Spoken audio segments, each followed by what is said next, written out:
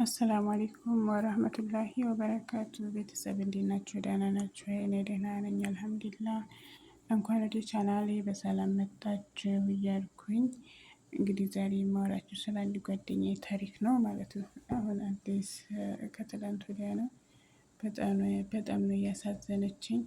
ምን ተፈጠረ መሰላችሁ? እንግዲህ ልጅ ያለበት የምትሰራበት ቤት ማለት ነው፣ ህፃን ልጅ አለ። እሱ እንግዲህ ውሃ ይደፋና አላየችውም፣ ወደቀች ማለት ነው። ስትወድቅ እንግዲህ እጇ ይሰበራል።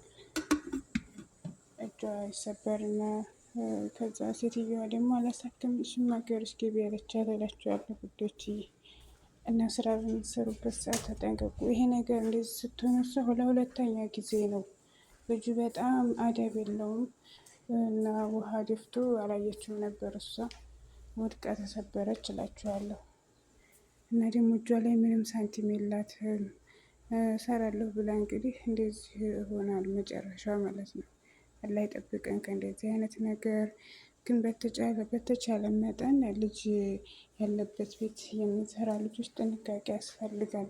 ሴራሚክ ስለሆነ በመሰበር አደጋ ይደርስብናል ማለት ነው። አላህ ይጠብቀን እና ውዶችዬ ራሳችሁን ጠብቁ። ቅድሚያ ለራሳችሁ። የነሱ እኛ ካልሰራን ለአንድ ቀን አዳር እንኳን ማሳደር አይፈልጉም። በጣም ከባድ ነው እና ጥንቃቄ አድርጉ ውዶችዬ። ላይክ ሰብስክራይብ አድርጉኝ እንደማመር። አዲሶች ሰብስክራይብ ያለ ነባሮች ደግሞ ላይክ አድርጉኝ። እስከ መጨረሻው ቪዲዮ ይዩልኝ እና ከእንደዚህ አይነት ማለት ተጠንቀቁ። በራሳችሁ ወደ ራሳችሁ ተመልሳችሁ ስሩ። ጥንቃቄ አድርጉ እላችኋለሁ ውዶችዬ። እና ከባድ ነው። ያው እሷ ወደ ሀገሯ ልትሄድ ነው ነገር።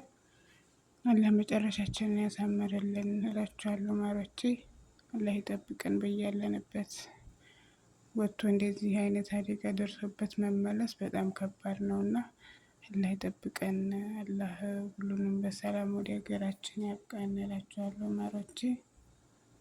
እንግዲህ ያለው ነገር ይሄ ነው። ልጅ ያለበት ቤት በጣም መስራት በጣም ከባድ ነው እና አላህ ይጠብቀን። ሰላም አለይኩም ወራህመቱላሂ ወበረካቱ።